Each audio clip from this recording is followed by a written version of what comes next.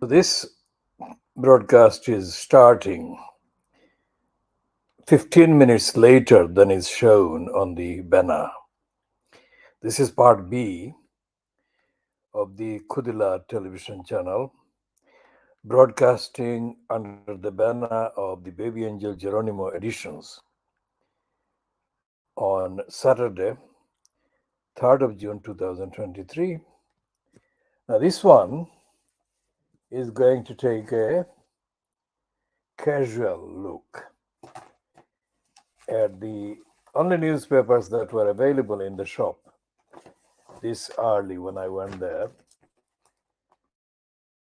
And the only newspapers available on the newspaper shelf are the Scum and the Times. The Times has been described by Private Eye magazine as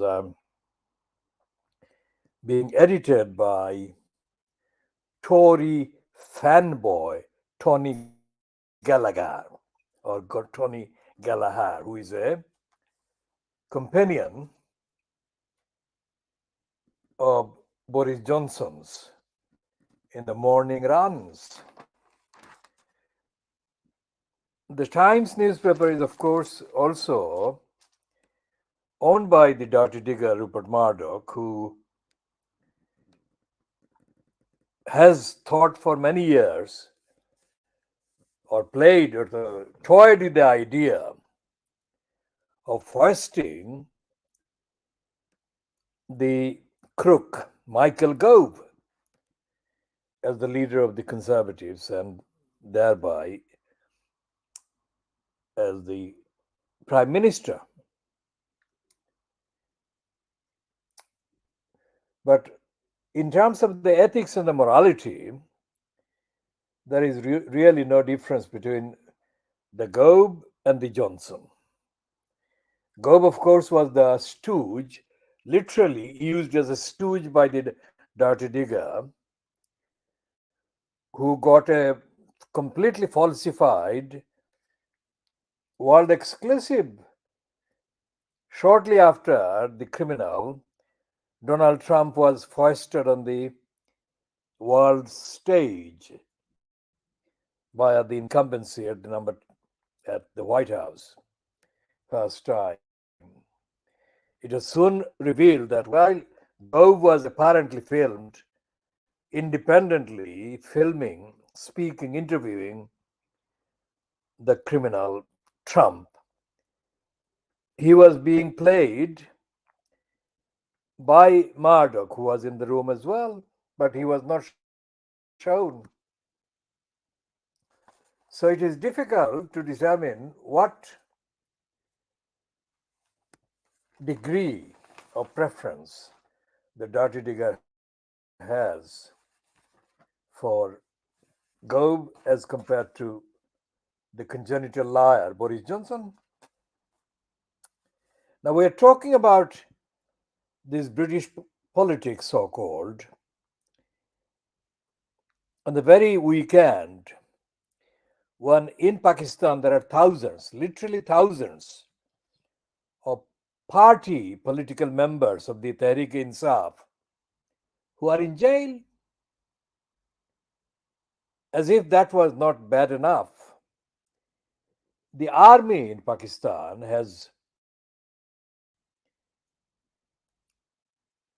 pronounced that the press in Pakistan, whatever freedom they kind of are allowed, that press will be abolished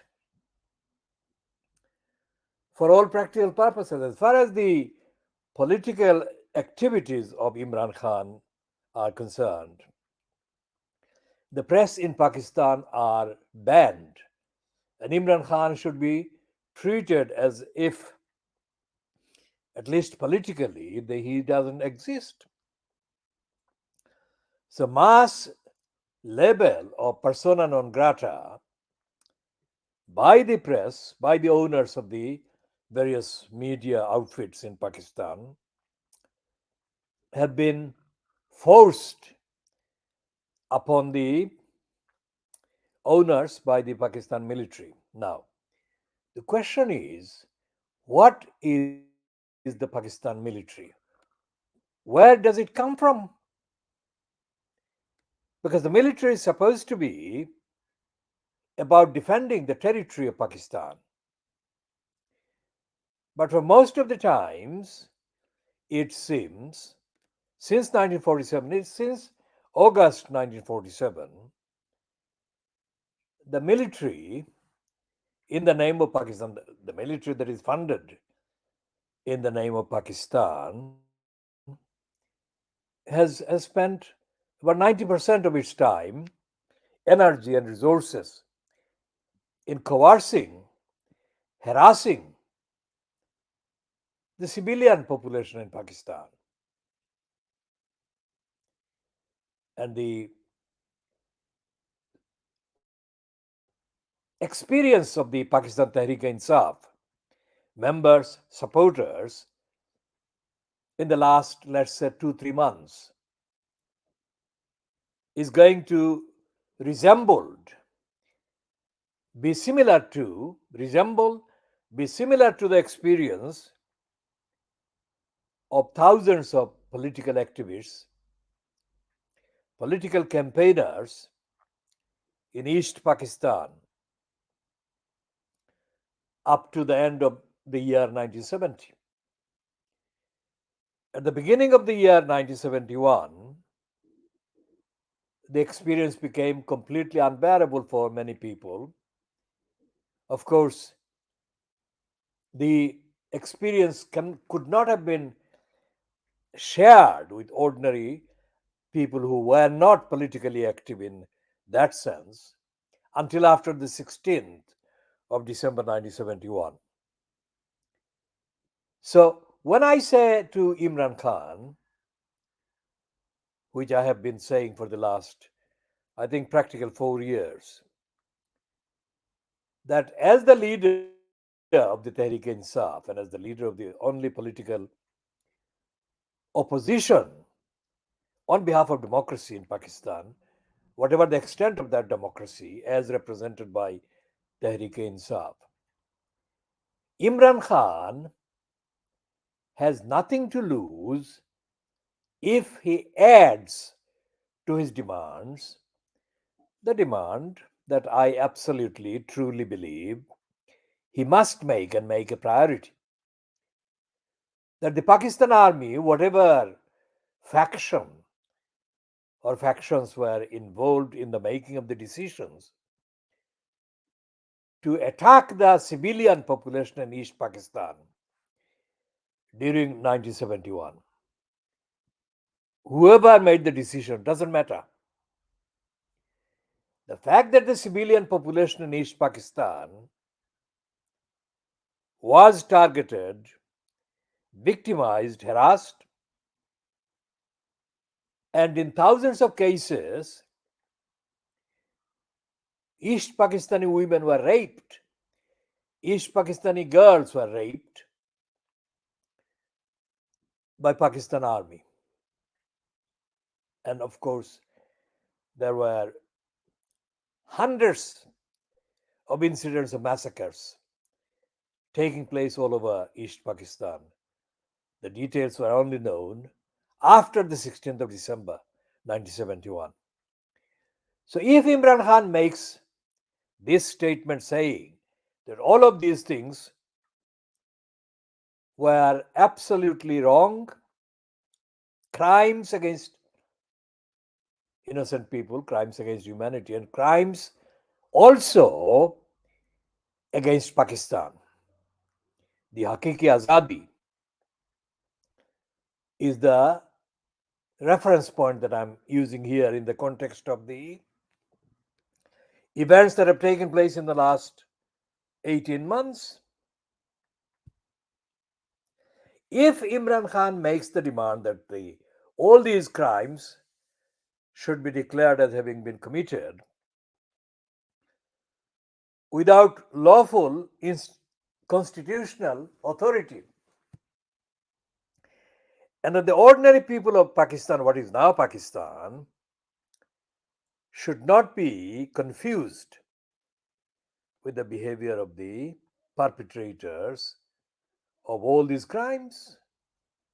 And those criminals, wrongdoers who are still alive, should be held to account by Pakistan. If Imran Khan makes that demand, it doesn't cost him anything.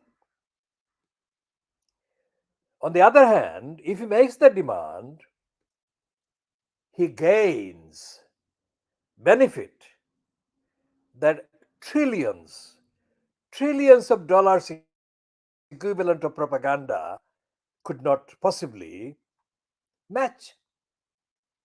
Does Imran Khan and does any of the colleagues in his Pakistan Tehreek-e-Insaf party and those genuinely support him, do they realize the magnitude of this advice that I've been making now?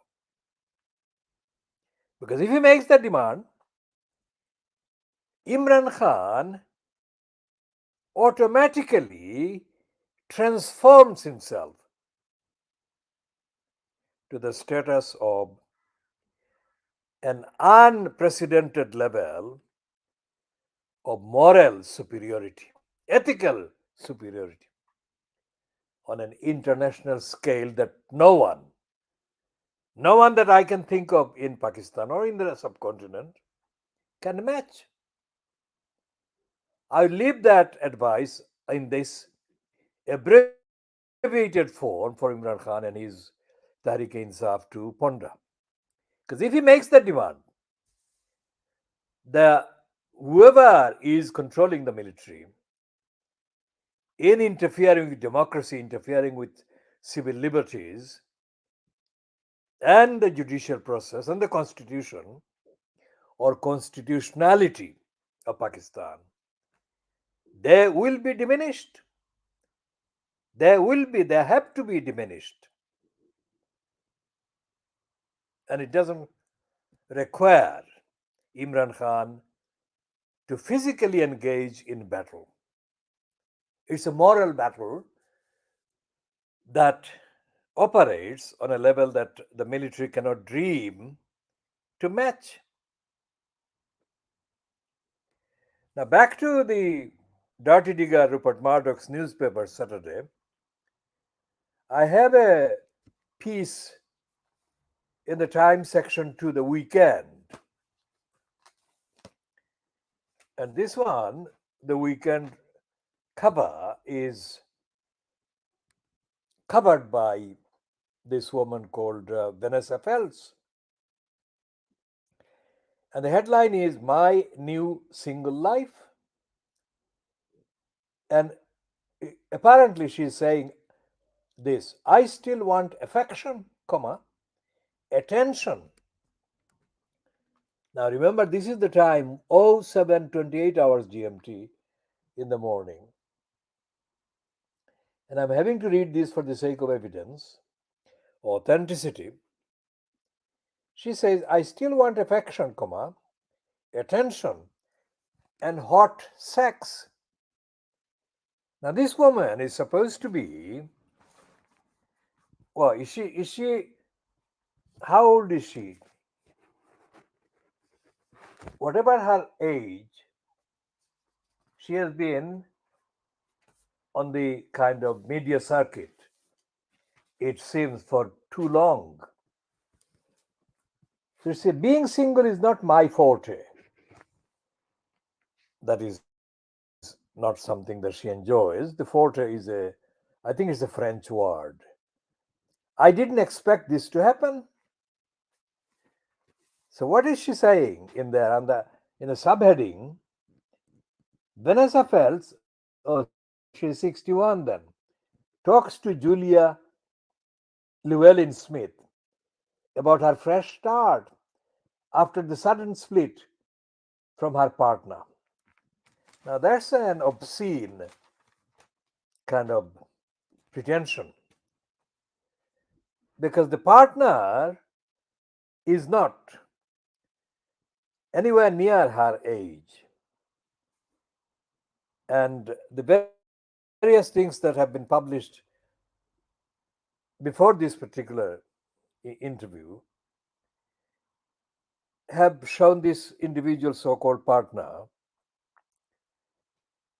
as being not very, how shall I say, dignified. But if lack of dignity is evidentially, factually, correctly attributable to this, ascribable to this so called ex partner, then her saying that she wants hot sex is not doing any favors to her in terms of dignity. Why, why does she have to parade herself in that way?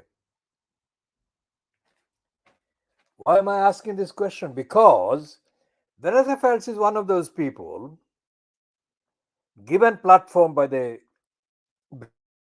British so-called mainstream media who at critical times are deployed as possessing wisdom, intelligence, ethics, morality, and then there is kind of intervention or deployments are then exacerbated and extrapolated so that the ordinary majority of the population are brainwashed into thinking that the personalities like this one, Vanessa Feltz, are genuinely intelligent, clever, thoughtful, caring, and all the rest of it. Now, if you look at the actual contents of her broadcasting kind of appearances in her so called jobs, either as television presenter or radio presenter,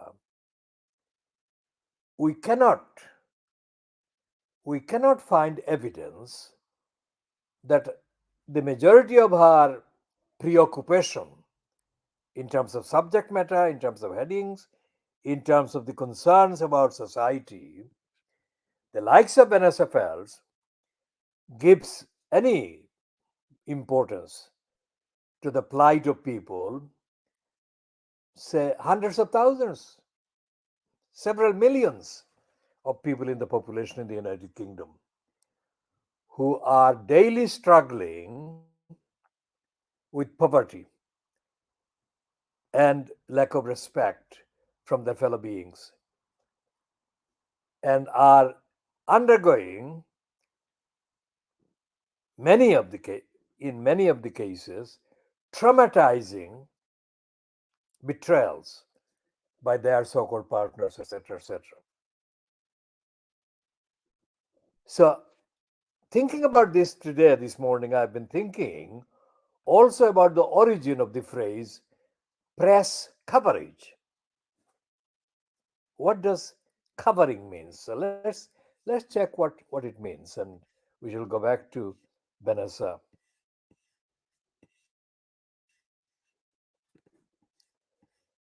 Feltz again. So what does it mean?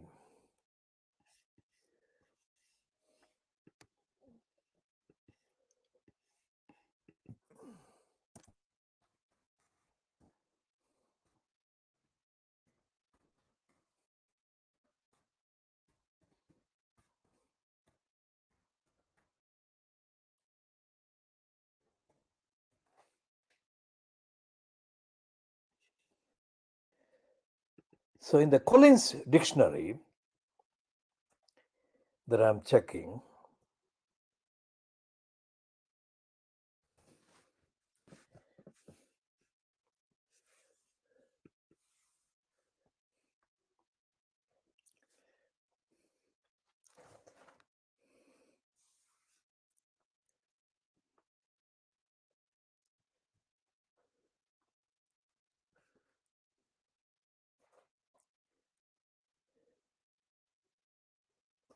okay, so this is the definition of coverage, and I'm checking the dictionary, Collins Dictionary, before I give my definition.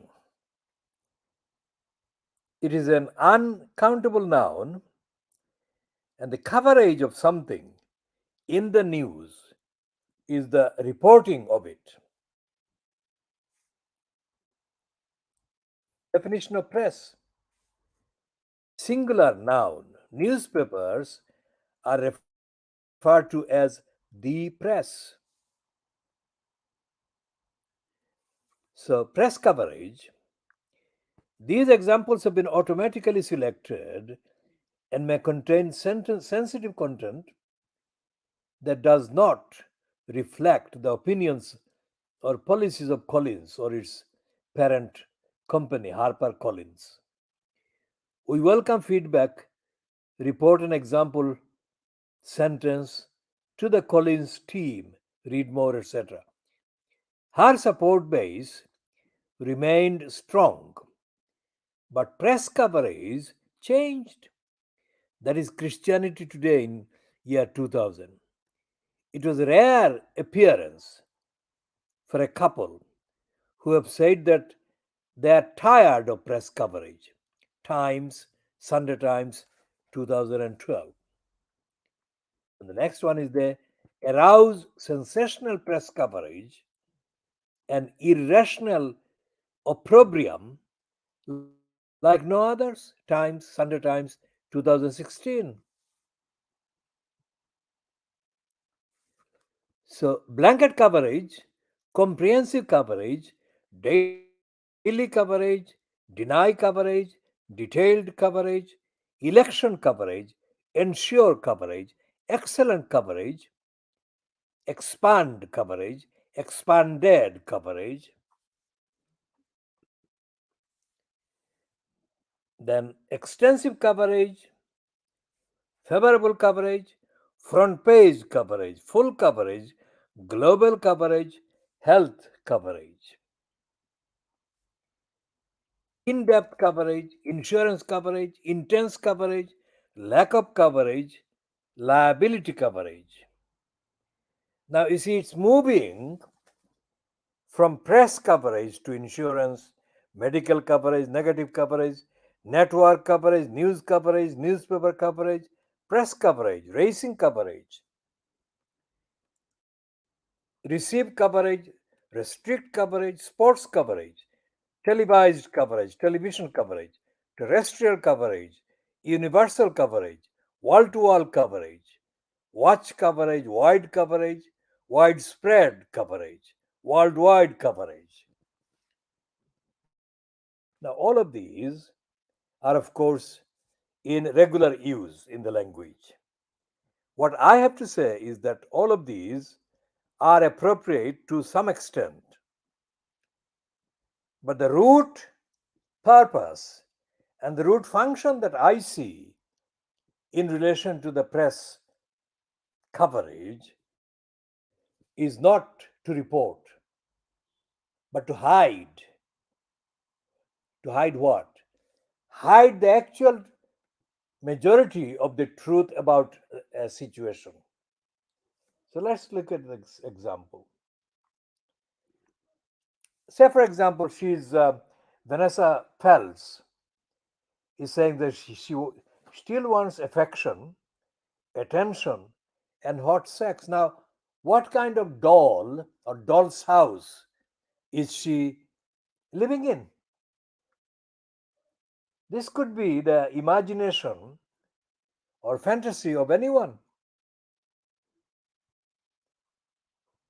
but it denies the reality of the factors that actually make it possible for someone in the financial, social situation that Vanessa Feltz is located in. If she doesn't have the money, and if she doesn't have the confidence that is based on the money or based on the availability or ability to spend money, she cannot be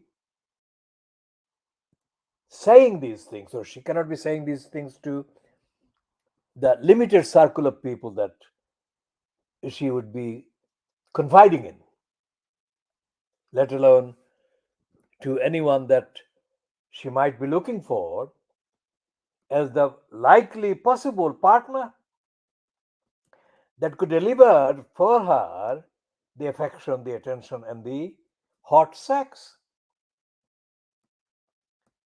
Now, that means that she is in denial not only of the truth in relation to her, but she is in denial of the truth in relation to how the vast majority of people in society exist. For all kinds of reasons, mainly to do with society's ordering or arranging based on prejudice, selfishness, dishonesty, corruption, unfairness, jealousy. Most people will not be able to share even a brief statement of their fantasies, their desires with even a one person. Many people are lonely. Many people are unable to have confident contacts and communications with another person. Whereas the likes of Vanessa Fells, now this is the Times newspaper, whatever the circulation, she would be reaching this weekend, today, Saturday, she would be reaching thousands of people who would be reading this.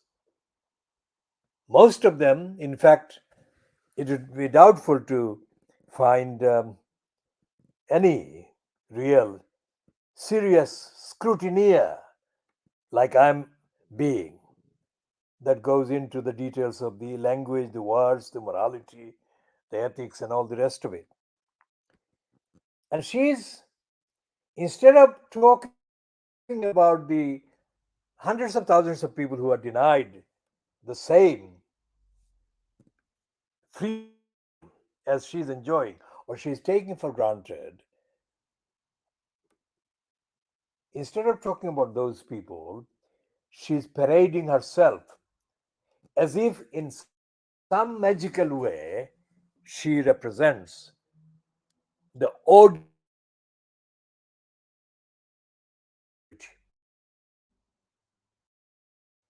in relation, and of course hot sex, whatever that is. Now, Vanessa Feltz is not the only individual being used as the parade in the media. The other one, of course, is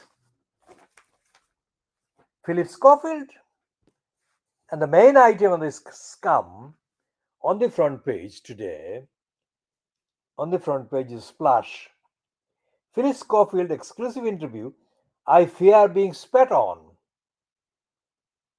And that is because he says, according to the scum, he is afraid to leave home because he may be spat on. Now, in what way has Philip Schofield become representative of the vast majority of the people in England who still buy the print copy of the scum that I buy for the evidence? My buying is not the same as the buying of it by ordinary other people. He says, I can't walk out of my front door. I have no spirit left. He says, I'm broken and ashamed, but not a groomer. That is from the previous day. And Clemmy Moody, one of the paid kind of propagandists for the narrative that this scum represents and carries, says social media witch hunt must stop.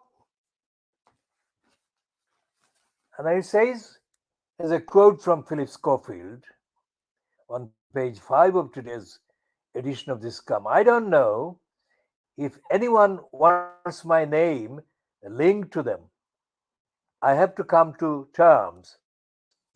That's gone. And then before that, he says, my friends tell me it will get better. It won't. Not now, not this one. And then on the following pages, pages 6 and 7, this Philip Schofield, the fallout, cause starts speak out. As Allison says, Phil can only take so much.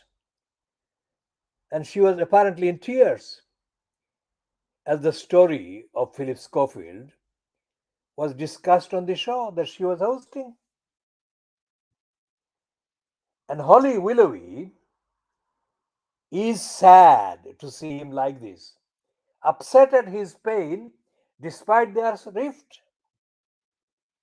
And there is a brief timeline how Philip Schofield lost telecareer in 22 days. Now, that is not only untrue to be described as coverage, it's actually covering up the truth about the real society.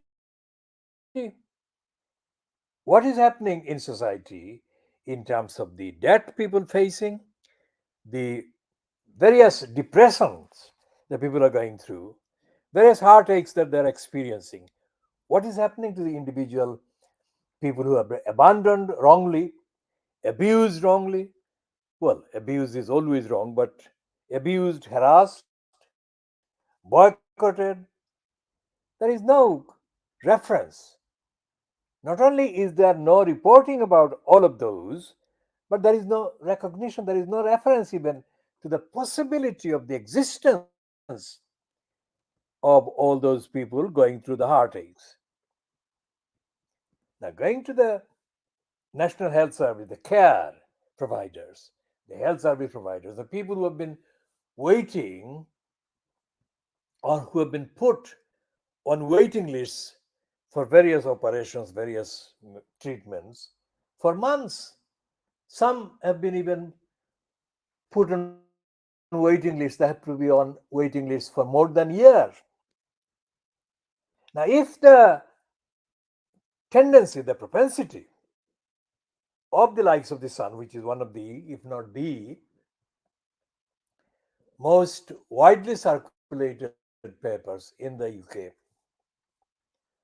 if they keep the story about Philip Schofield in the prominent way, pages after pages, when are they going to report what is happening to the people suffering, lack of income, lack of dignity, lack of support, lack of solidarity?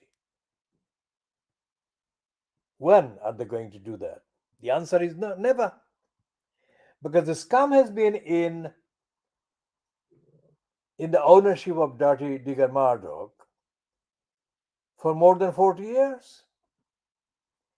And in the 40 years, the scum has never, ever campaigned against poverty, against low income, against bad conditions at work, against joblessness, about the actual reasons for the disparity between educational achievements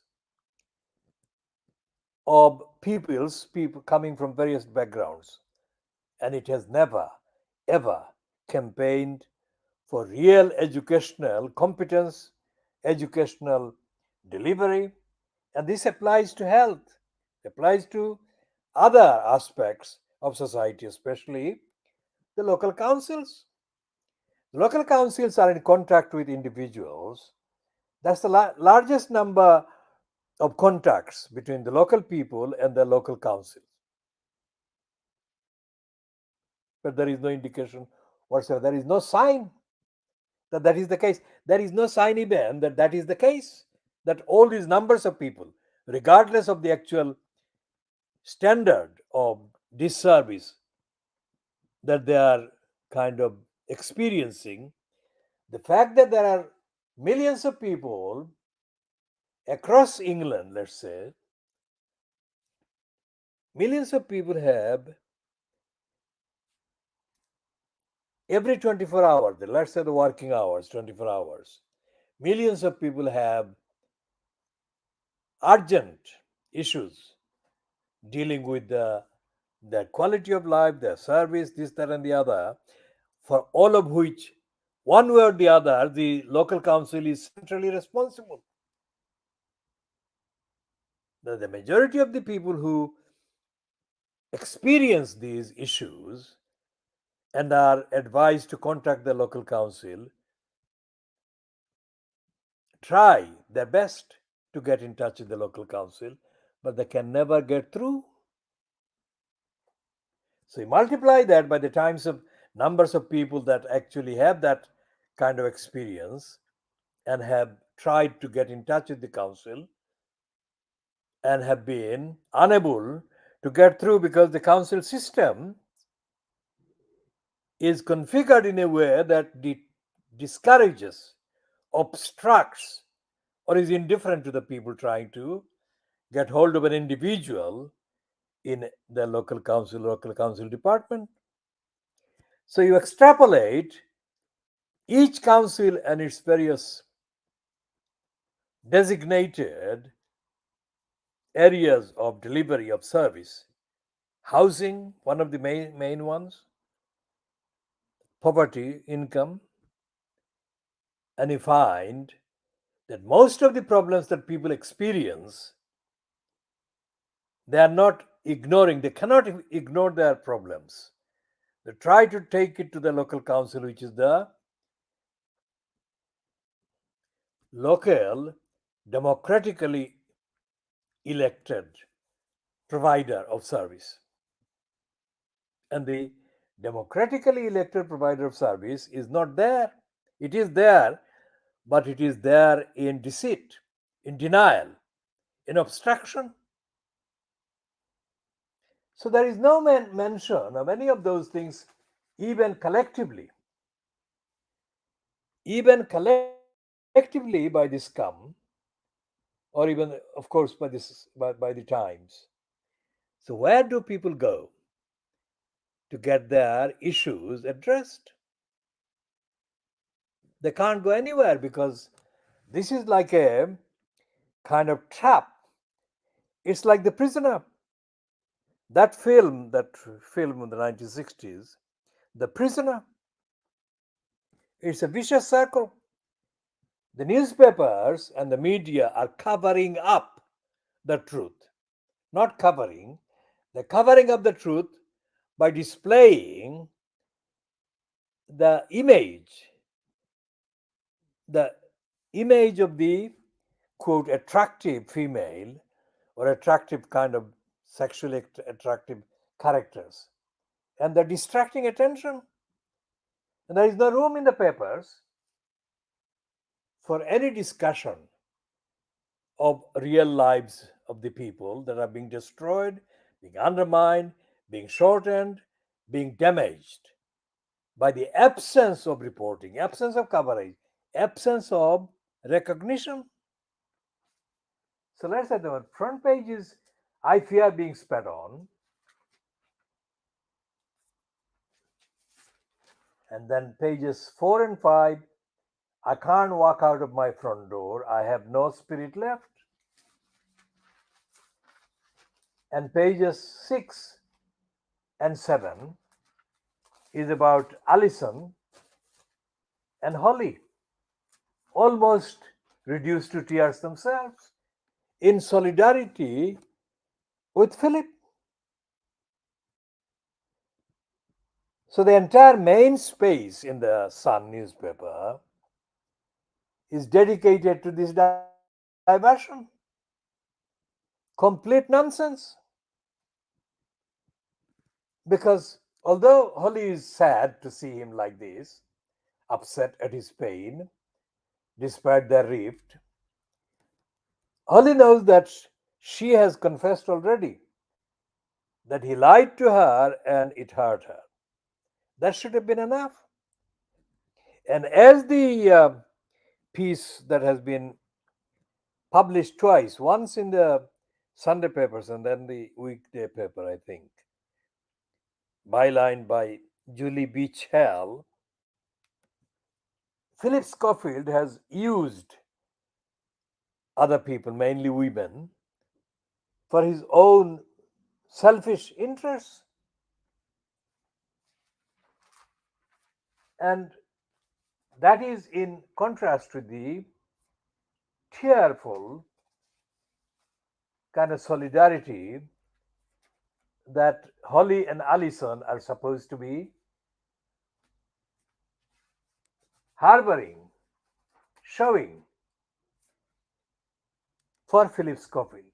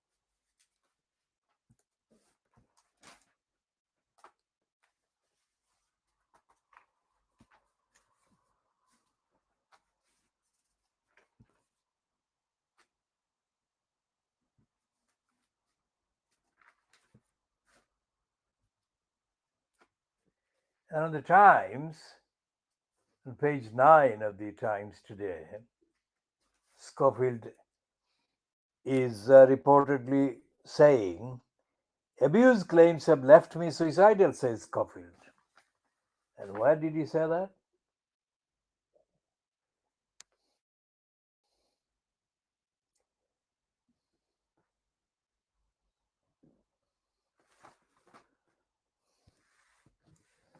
And there is a repeat in a Times version of the tearful Allison in solidarity with Schofield. Now, going back to the lies of Boris Johnson, the drama about his bypassing the cabinet office and handing over the WhatsApp's messages directly to the COVID inquiry fronted by the judge. What's her name? The judge is named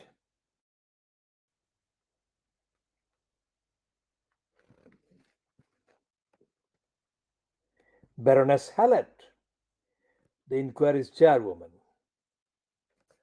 Now, this is the complete double confession by the original liar.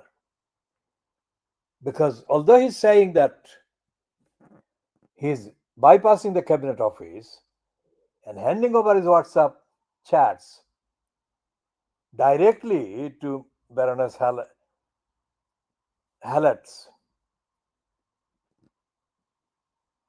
inquiry, the truth is that the particular chats that he has apparently directly handed over don't contain the crucial evidence that are at the center of the inquiry. That is typical Boris Johnson, isn't it? Because apparently the previous mobile phone that he had to be locked in technical terms and digital terms, made inaccessible apparently, but that is the latest version because of security concern after revelations that for 15 years, the 15 years previous to that, his phone number was publicly accessible, available. And it is now being said that he can't get back to that particular phone. A very good, typical Boris Johnson excuse, isn't it? But that is not the end of it, because it will continue. Something else will come up to explain why Boris Johnson is still lying when he is appearing to be telling the truth.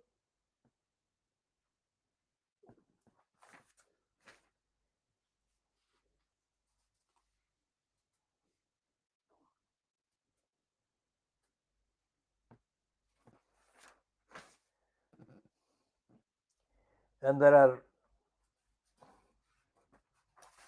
increasingly lengthier pieces about artificial intelligence.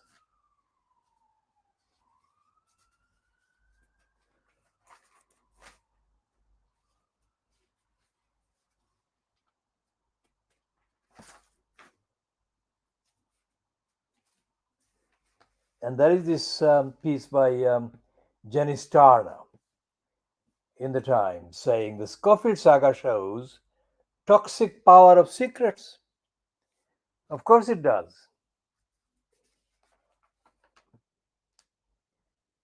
But the point is that the toxicity of secrets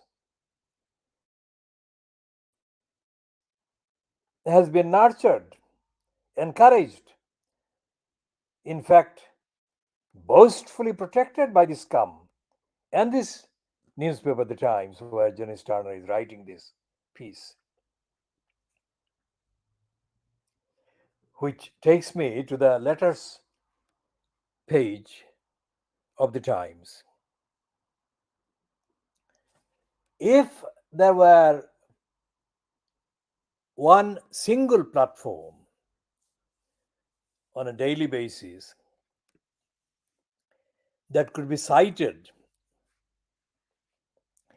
as the embodiment of newspapers lying about the world, about society, it is the Times letters page. Most of the letters in the Times are completely bogus subjects, and they don't tell the truth about what is going on in reality, either about television, about the press, general coverage of the press, about parliament, about the economy, and about the mystery as to why 9 to 10 billion pounds, so far according to the reports, latest admitted reports, 9 to 10 billion pounds of public money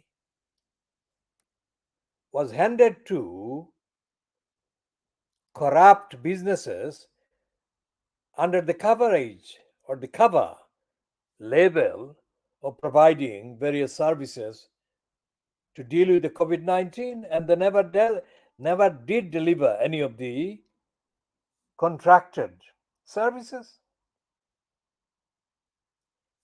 Now, if you multiply the number of people that are going without basic needs materials every day, and if you distribute 9 to 10 billion pounds among them, their economic situation would turn completely transform, and they would not have any financial problems, generally speaking, exceptions being the individual, which will be a very small number of cases, individuals having disputes with X or Y. But essentially, the majority of the people that are deprived of basic income would then be able to have basic income under that arrangement, let's say. But there is no outcry. There is no call for that kind of redistribution of billions of pounds being given to criminals. And who do the criminals actually support? It's the Conservative Party. And there is nothing in the constitutional arrangement that says that hold these people accountable by the general procedures that can be applied through the court system, the judiciary. Now, as I said before, the judges are not independent in this country, and the behavior of the Supreme Court judges, as seen in the case of Shamima Begum, the behavior of the Supreme Court judges confirms that the judiciary is not independent, that the judiciary is nothing but a stooge, nothing but a rubber stamp of the particular regime in place at the time as the so called government of the day. Because various findings, factual findings about the various experiences, various stages of experiences that Shamima Begum has gone through, have shown that there is no factual basis for the decision made by Sajid Javid to take away the British by birth citizenship that Shamima Begum has. She was robbed out of prejudice, out of whim, out of no evidence whatsoever. So the Times newspaper, for example, running the letters has not made any difference in terms of overturning the tendency of the judiciary acting as the stoogery of the particular regime.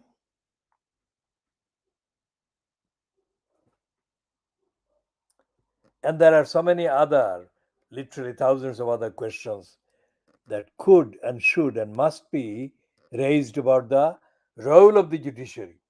For example, in the three cases that were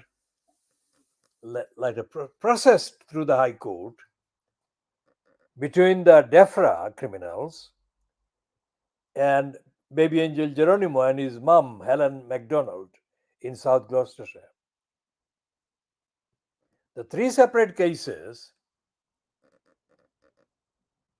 were processed without evidence being given the priority, without justice being given the priority, without independence being given the priority, without objectivity being given the priority. All three judges, all the separate sittings about the DEFRA claim that baby Angel Geronimo was infected, all these were repeat statements by the DEFRA. And all these claims were rebutted by Helen MacDonald on her behalf by the the lawyers that appeared on behalf of baby Angel Geronimo. And despite the pretension that the judiciary is independent, the judges, although sitting separately, behaved in identical ways. And they flouted, each one of them, flouted the requirements of due process, the requirements of the rule of law, let's say. And they allowed the DEFRA to peddle revised versions of lies against the baby Angel Geronimo without any evidence. Baby Angel Geronimo was biologically born in New Zealand, and he was raised by the largest alpaca family owned by Leonie Walker and her partner. And baby Angel Geronimo had no illness. He had no illness there, and he had no illness when he lived with, when he started living with Helen MacDonald, South Gloucestershire. And this was extensively listed and itemized and produced before the so called judges. And each occasion, each of the judges sitting in judgment delivered identical statements that defied the present and presented evidence. There have been newspaper reports, especially during 2021, which said that the reason why DEFRA wanted to damage the reputation and demonize and defame baby Angel Geronimo was nothing to do with him, whether baby Angel Geronimo was actually infected or not. The real reason was so that the DEFRA and the central government, UK central government, could obstruct many legitimate claimants successfully obtaining damages and compensations for their particular animals being untruthfully, unfairly, unscientifically, corruptly damaged and done harm to. So, if there is ever a very clear case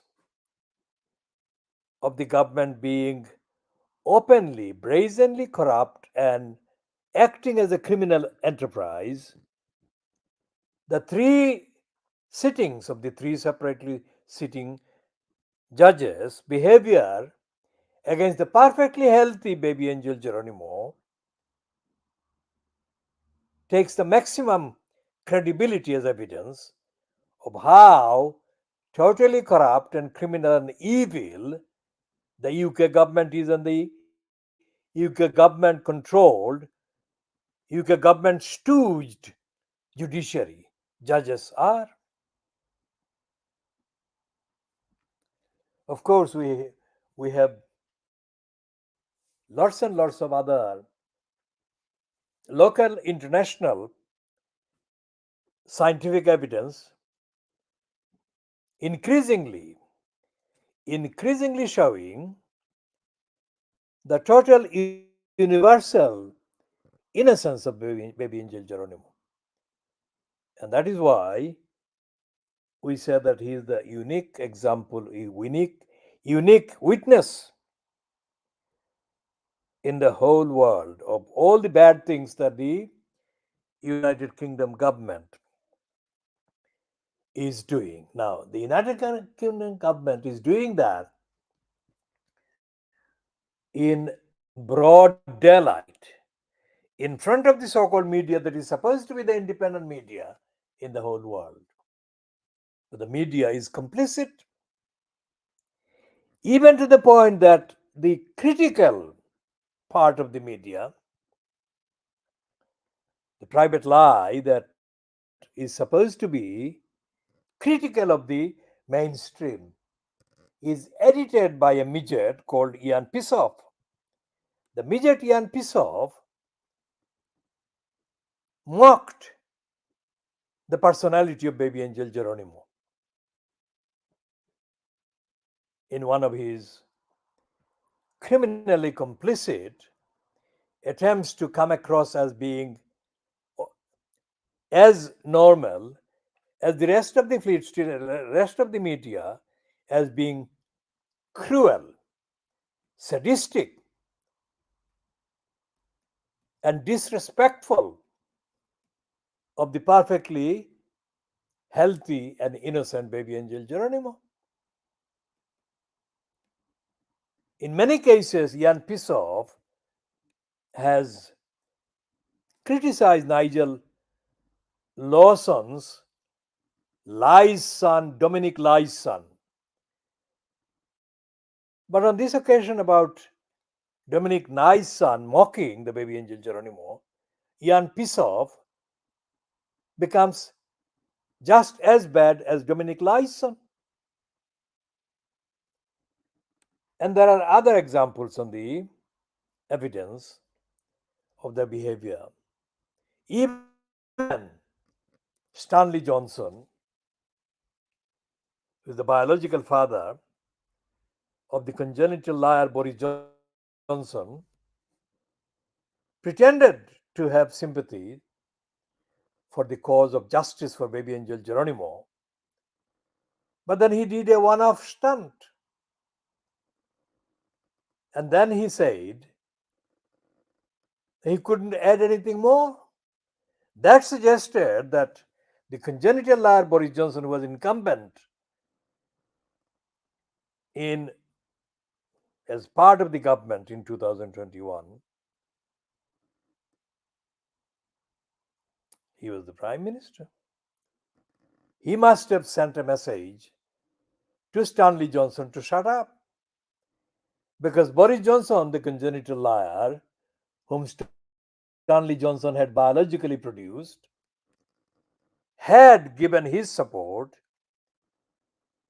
to the lying agenda, to the criminal crooks fronted at DEFRA by the so-called Chief Vedh, the evilness personified, Christian Middlemas evilness.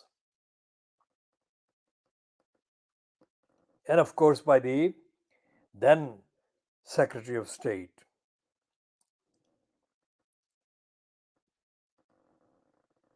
So liar Boris Johnson must have sent a filler, kind of secret coded message to Stanley Johnson, saying that he should not speak against DEFRA and he should not speak for the protection of the innocent baby angel Geronimo. Then we've got the evilness called Keir Starmer. Now, evilness Keir Starmer also supported the corrupt criminal behavior of the DEFRA against the innocent baby angel Geronimo. And he supported the illegal, unlawful abuse of power and position that was applied to put the record about baby angel Geronimo as being infected when he was not. He never is.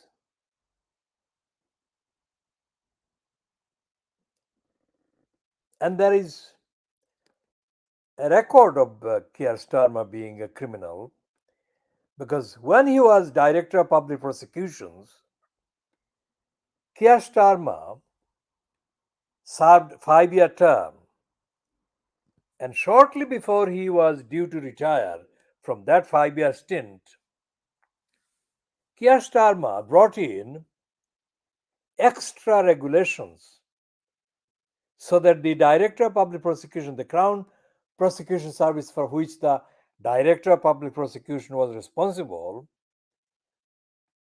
could make the most vulnerable people among the claimants of benefits from the DWP department, deprivation, want and poverty creation, DWP. So the most vulnerable people, the most poverty stricken people making claims could be obstructed further from getting the most badly needed support that they were applying for. So this criminal is set now to become so-called prime minister in the name of the Labour Party. Imagine how worse measures measures he could take against the most vulnerable in society.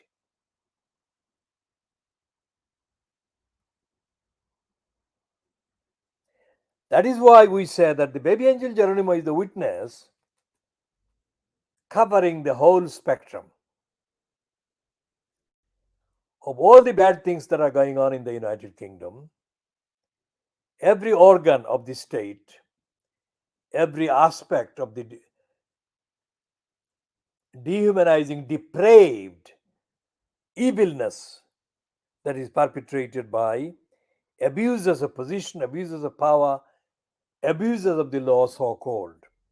So the baby angel Geronimo remains the witness, unique, absolutely kind of unparalleled.